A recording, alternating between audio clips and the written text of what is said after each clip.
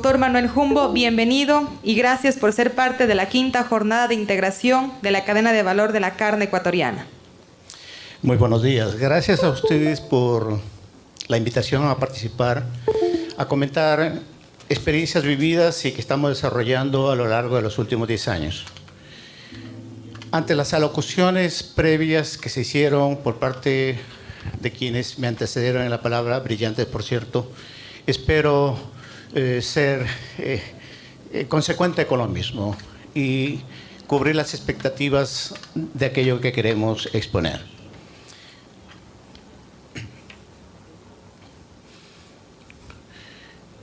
Alguien dijo que la ganadería es una pasión, sí, y es una pasión extremadamente fuerte que quienes lo llevamos en la sangre, independientemente de la extensión que tengamos de la misma, sentimos aquella pasión y nos entregamos a ella.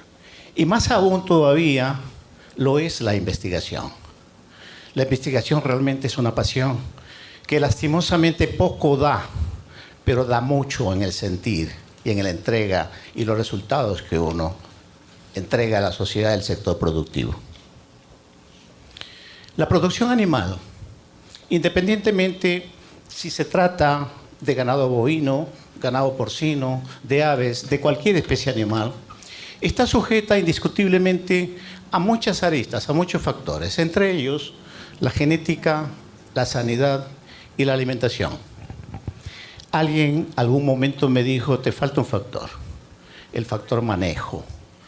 Y yo había manifestado, el manejo está integrado en los 3 factores, porque el manejo, existe un manejo con planificación genética, existe un manejo cuando planificamos la sanidad y existe un manejo cuando planificamos la alimentación. El mundo de la carne no está exento de estos 3 factores. En primer lugar, la genética. La genética realmente es uno de los factores que para algunos es determinante. Yo diría, es uno de los 3 componentes que se interactúan entre ellos.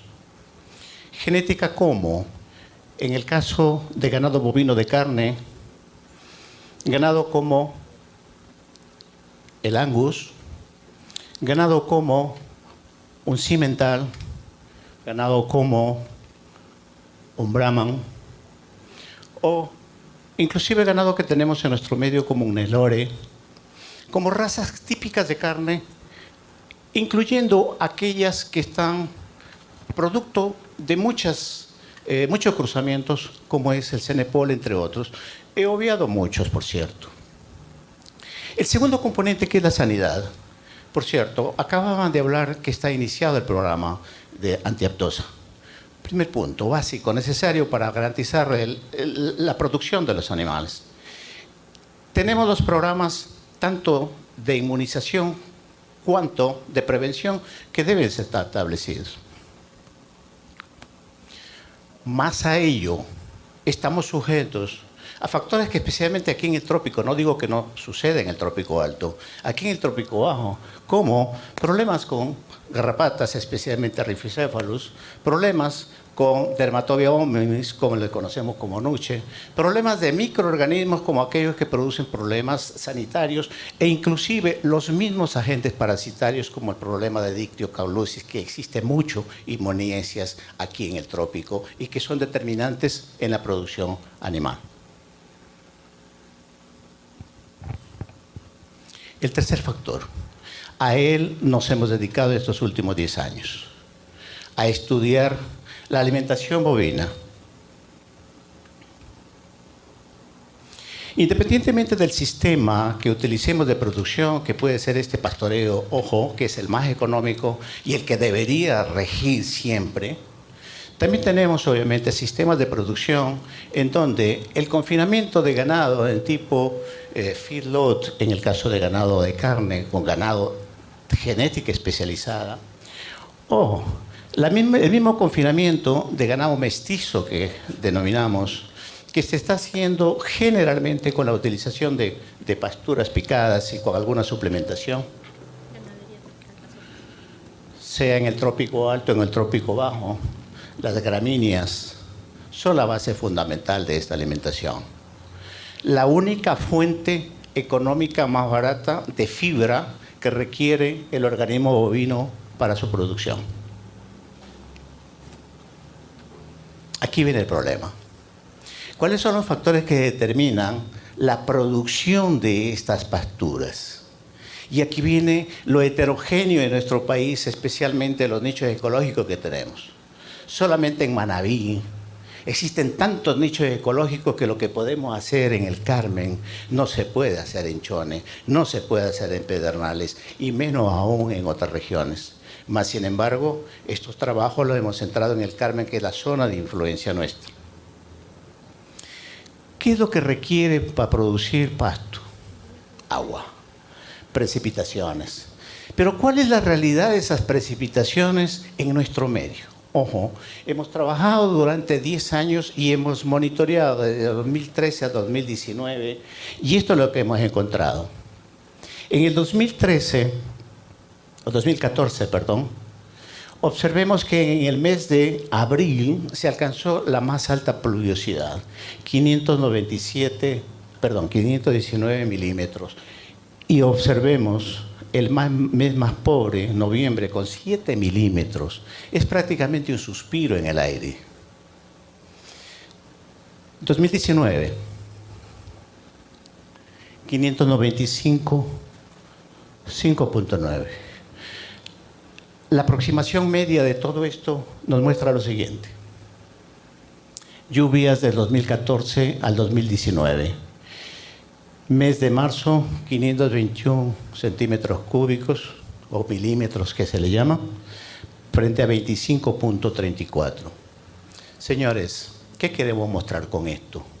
Que el comportamiento hídrico va a la par con el comportamiento, bueno, estamos viendo las lluvias un mes, en los 5 meses clásicos altos. No, es solamente en la zona del Carmen. Ya, ¿sí? La curva de las lluvias es muy parecida a la curva de producción de biomasa. Estudiamos 6 edades de corte, desde los 20 hasta los 45 días, que es más o menos lo que la gente utiliza normalmente en sus ganaderías. Esta es la representación de 20 días. Durante un año se hicieron 18 cortes, en donde vemos que hasta el corte quinto la producción de biomasa es relativamente alta. Mas, sin embargo, cae al igual que las lluvias y se mantiene bajo, tanto en los panicum como en las braquiarias. Ojo, en los panicum trabajamos con Panicum maximum de Tanzania y Mombasa. Y en las braquiarias trabajamos con Braquiaria brisanta marandú y Saraes, que son las de mayor prevalencia en nuestro medio. ¿Qué decir de la parte química? Muchos autores, entre ellos un autor nacional de quien tuve el gusto de ser su alumno, el ingeniero Ramiro León, aún vive, es un investigador de bajo perfil, pero que tiene muchísimas investigaciones. Nos dice que los pastos tropicales en realidad son pobres desde el punto de vista nutricional y desde el punto de vista de digestibilidad, pero son abundantes en biomasa. Esa es una realidad y eso es lo que hemos encontrado. Veamos qué pasa con esa composición química brevemente. Muchas veces hablamos de la proteína de esos pastos y podemos ver que durante los 4 trimestres,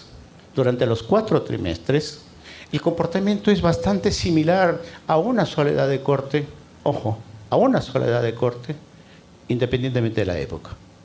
Cuando hicimos los análisis estadísticos, indiscutible, existe una diferencia estadística, pero en la realidad de campo, su comportamiento es bastante lineal. ¿Qué pasa con el siguiente componente de mucha importancia en la nutrición bovina? El componente fibra. Todos los valores son superiores a 20 e inferiores a 30 en el caso de 20 días. Valores que garantizan la suficiente fibra para el rumiante, para la microbiología ruminal, para su funcionamiento adecuado. ¿Y qué no decir de la digestibilidad? ¿Cuánto se queda de aquella pastura que ingresa al organismo animal? ¿Y cuánto se limita? Este es uno de los puntos limitantes que tenemos.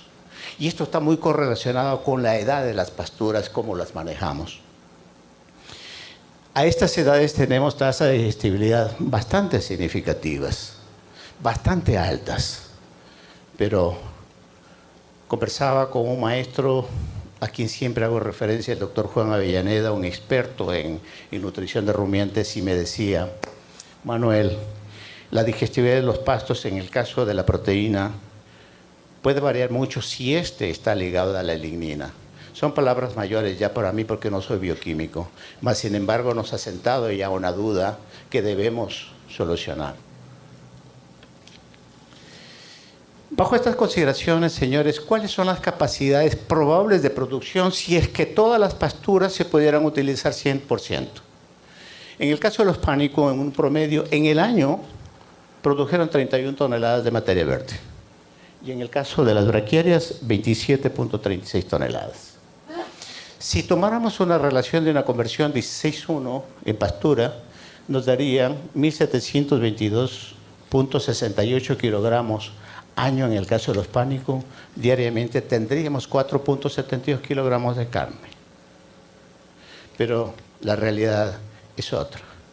¿Cuál es el nivel de efectividad o de utilización, lo que se conoce como factor de eficiencia en utilización? He calculado con 80%, que es bastante soñador todavía. Las realidades bajan a 60, 50 y hasta 40% cuando las pasturas son mal utilizadas. Consecuentemente, los 4 kilos y algo más que podíamos haber producido se nos traducen en 1.2, 1.5 kilos. Esa es la realidad de nuestra ganadería. Uno de los problemas mayores que tenemos es el establecimiento de pasturas. Seguimos manejando sistemas de diversificación, de multiplicación de pasturas. Seguimos trabajando al boleo. En la ciencia, en la academia, podemos hacer esto, áreas experimentales en donde germinamos previamente las semillas y llevamos a campo para ver su respuesta real. Eso tenemos y logramos pasturas como estas. Pasturas como braquiarias, este es un marandú. Pastos como Mombasa, que tienen otras características. Ahí me detiene un poquito. Señores, aquí quiero llamar la atención. ¿A dónde llega nuestro trabajo? Cuando manejamos las pasturas a una edad determinada en todo el tiempo, ustedes ven el resultado post-pastoreo. Este es un potrero de un pequeño productor en la zona del Porvenir, en el Carmen, que asumió un reto conmigo. Su hijo es mi alumno en la universidad. Vamos a trabajar en tu potrero, donde encontrábamos 4.000 gramos de biomasa en ese potrero mal usado, donde había tallo cualquier cantidad y todavía se lo puede ver ahí. Le dije, vamos a probar esto y lo estamos fertilizando también orgánicamente. Ahora, eso es el producto de ¿qué? De un pasto que se está consumiendo oportunamente, en donde tenemos un pasto que es solo pseudotallo. No existe prácticamente tallo. Y eso implica ¿qué? Una comida total. Alguien me dijo alguna oportunidad, doctor, pero se van a perder sus pastos cuando usted maneja tan temprano. Llevo 12 años trabajando bajo el mismo esquema y no se me han perdido los pastos hasta ahora. ¿Qué pasa cuando se manejan los pastos a edades inadecuadas? Esos son los residuos. ¿Cuánto habrá quedado de esa biomasa que estuvo ahí? A lo mejor 40%, a lo mejor 30%, 50%, no sé. Más allá de los tiempos en que ocupan los potreros nuestro ganado. Yo recuerdo mi abuelo me decía, vaya a ver si el pasto ya está semillando otra vez para ingresar. Y se sacaba el ganado cada 15 días de un potrero, de un macro potrero. Hoy estamos trabajando con potreros de un día, de hace muchos años, y es el único camino que tenemos para optimizar el recurso tierra. Ante esto, y es el motivo de la charla real, es la suplementación estratégica de volumen. ¿Cuáles son las alternativas para época de escasez? Son muchas. Una de ellas son los penicetum.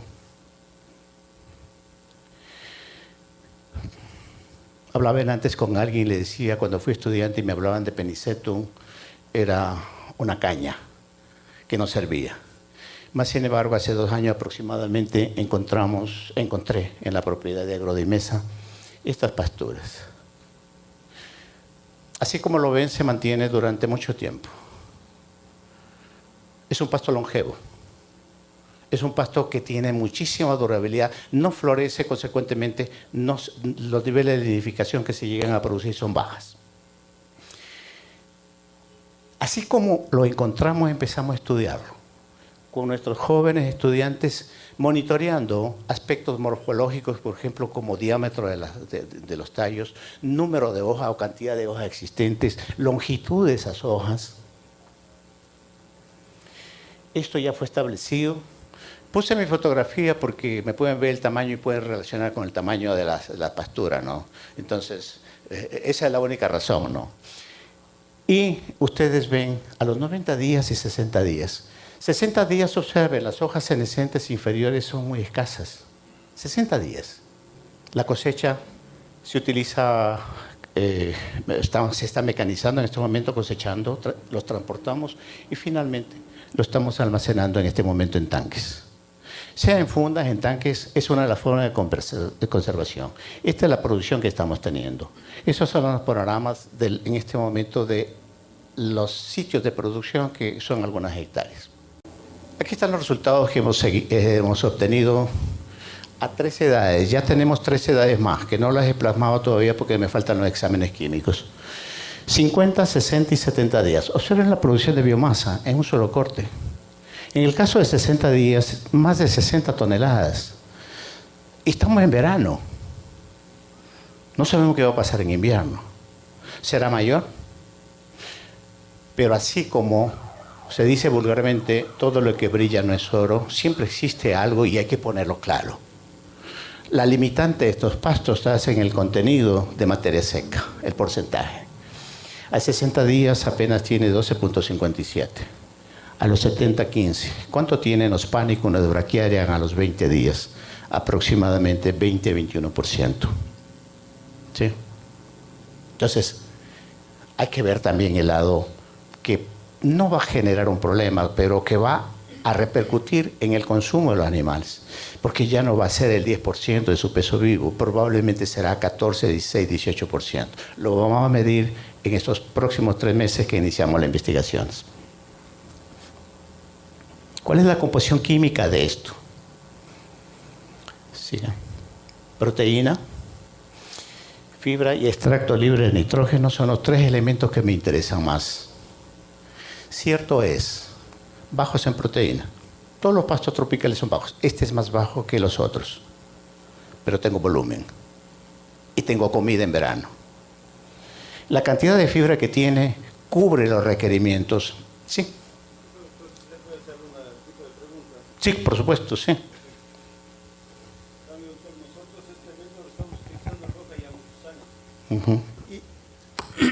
Muchas gracias. Es un método de conservación de forrajes.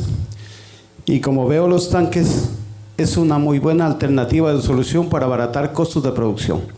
Y por ende mi llamado al señor subsecretario, al señor ministro de Agricultura, a ver si se puede hacer una importación de tanques a bajo costo, para que vayan destinados al método de conservación de forrajes. Es muy buena alternativa, mi doctor, muchas gracias. Esa es mi pregunta, señor subsecretario, la inquietud, para que ustedes la pongan en práctica y trabajen a través de las asociaciones de ganaderos del país. Muchas gracias. Efectivamente, lo que dice el caballero, los tanques costaban $35, ¿era verdad, Diego? En este momento ni a 50 se encuentran. La demanda subió el precio y es necesario actuar. Los tipos de conservación que hacemos, lo hacemos en microsilos, en tanques, estamos trabajando con tanques pequeños. Mucho depende del requerimiento del sector productivo. Pero voy más allá todavía.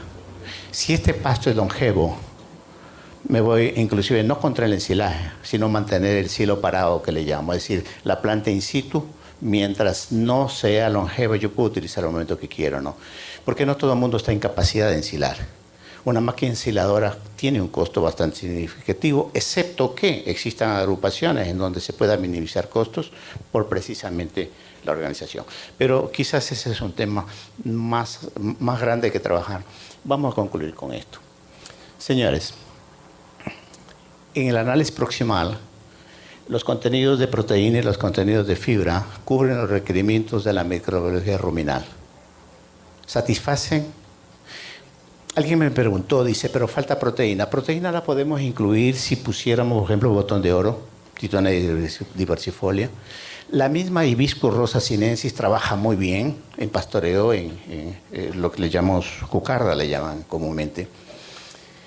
Pero existe otra premisa. En España, el doctor García Sacristán escribe en su libro y dice, los rumiantes, especialmente los bovinos, es la única especie animal que es capaz de producir todos los aminoácidos en su microbiología ruminal. Lo único que necesita es tener un mínimo de 7% de proteína, un mínimo de 25 a 35 de fibra, para cubrir con ese requerimiento. Y más allá, el contenido de extracto libre de nitrógeno de 41, 36 y 35 ha permitido ensilar este pasto sin utilizar aditivos, sin utilizar melaza ni otro aditivo. Cuando yo vi eso, me motivé a estudiar esto y por eso ya estoy casi 2 años en esto metido.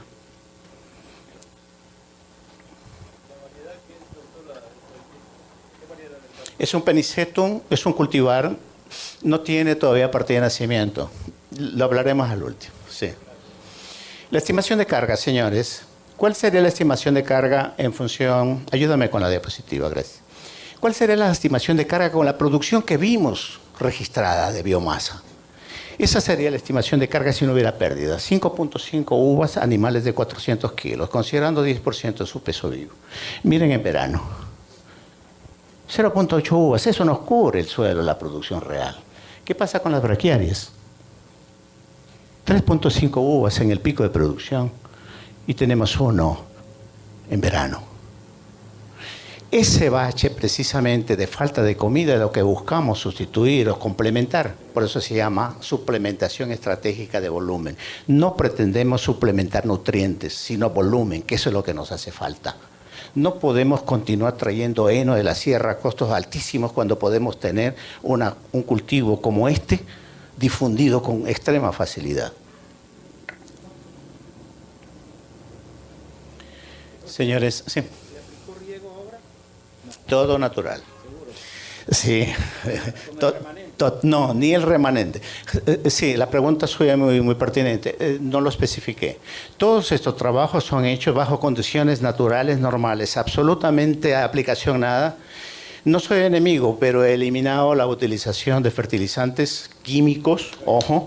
He eliminado la utilización de pesticidas. He eliminado la utilización de herbicidas.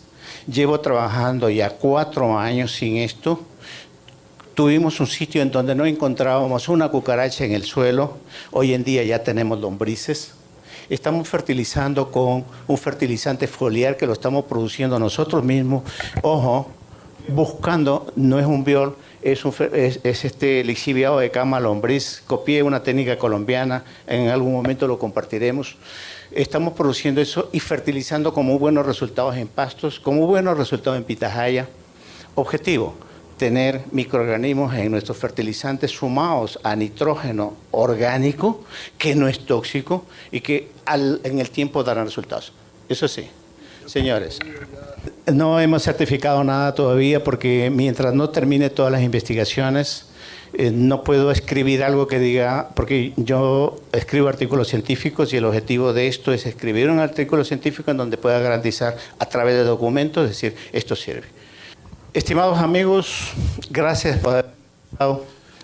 Sí. Doctor, sí, empezaré que creo que sí va a haber ronda de preguntas y respuestas, pero bueno, ya que se ha abierto, quería bueno, primero felicitarlo por su interesante exposición. Segundo, quería dejar pasar la oportunidad para expresar que en cierto modo tengo un desacuerdo con algo que se expresaba en una de las diapositivas iniciales. Creo que le atribuía a un maestro como es el doctor Ramiro León. En el sentido de discrepar que decir que los pastos forrajeros tropicales son pobres me parece injusto. El tema es que no podemos compararlos con gramíneas forrajeras de latitudes templadas, cuya ecofisiología es distinta.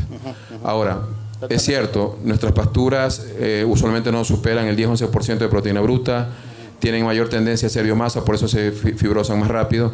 El tema está en lo que usted decía al principio, el manejo.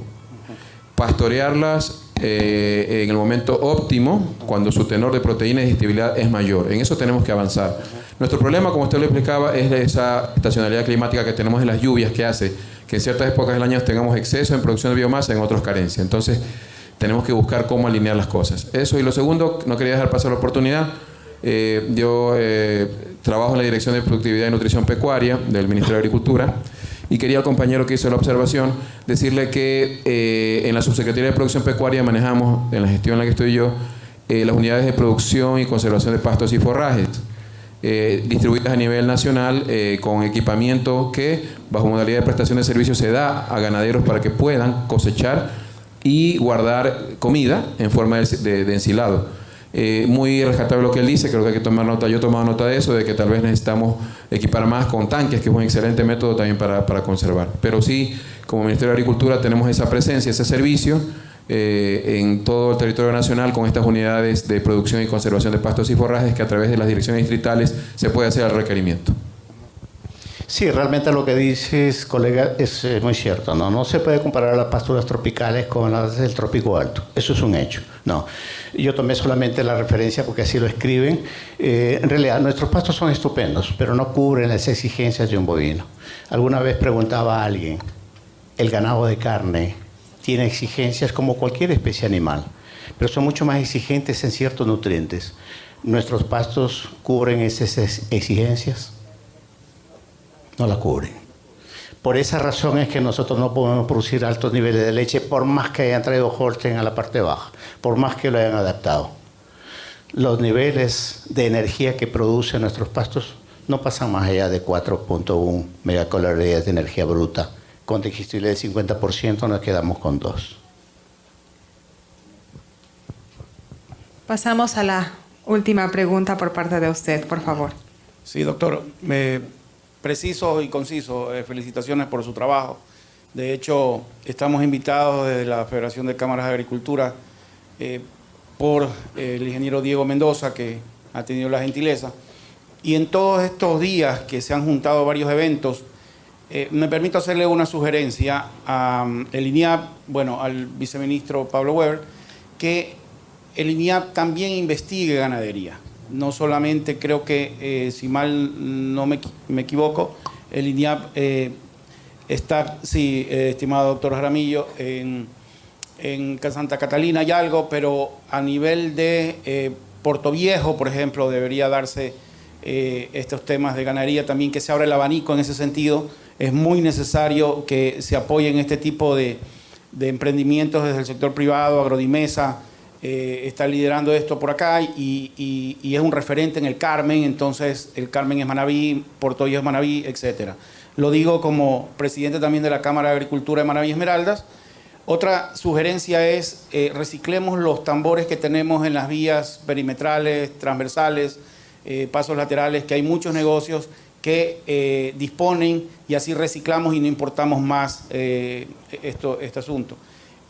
También ir hacia una ganadería y yo diría un desarrollo agropecuario, porque ahora resulta que los ganaderos y los agricultores estamos en un solo puño. Desde la Federación Nacional de Cámaras de Agricultura impulsamos la unidad agropecuaria. ¿Y qué significa esto? Que ya no hablemos de ganaderos y de agricultores separados, porque el ganadero es agricultor antes de ser ganadero por los pastos. Estamos hablando de cultivos en un medio, en un simposio, en un evento tan importante como es la ganadería. Tenemos que llegar a esa ganadería biogénica, regenerativa. Me encantó cuando habló de fertilización orgánica. Hay en el mundo tendencias que no van hacia allá. Podríamos hablar de algo mixto, obviamente, no vamos a caer en el caso de Sri Lanka porque eso es una locura, pero sí es necesario que vayamos a lo orgánico. Gracias. Es solo porque como INEAP creo que tenemos que responder a la inquietud del ingeniero Fausto. En realidad, como tal vez usted conozca, nosotros estamos articulados en el tema de ganadería hace muchos años. Santa Catalina tuvo en su momento un auge en tema de investigación alrededor de pastos de clima templado, algo que ustedes estaban comentando en este momento. Tenemos aquí al ingeniero Carlos Molina, que está articulando conjuntamente con algunos de los directores de estación varias estrategias alrededor del tema de ganadería que yo les invito a discutir. No quisiera extenderme por respeto al tiempo, pero en realidad le invito a que nos reunamos y le actualizamos encantado de todos los buenos trabajos que estamos haciendo. Particularmente Manabí es una prioridad para nosotros. Perfecto, queremos agradecer la participación del doctor Manuel Jumbo,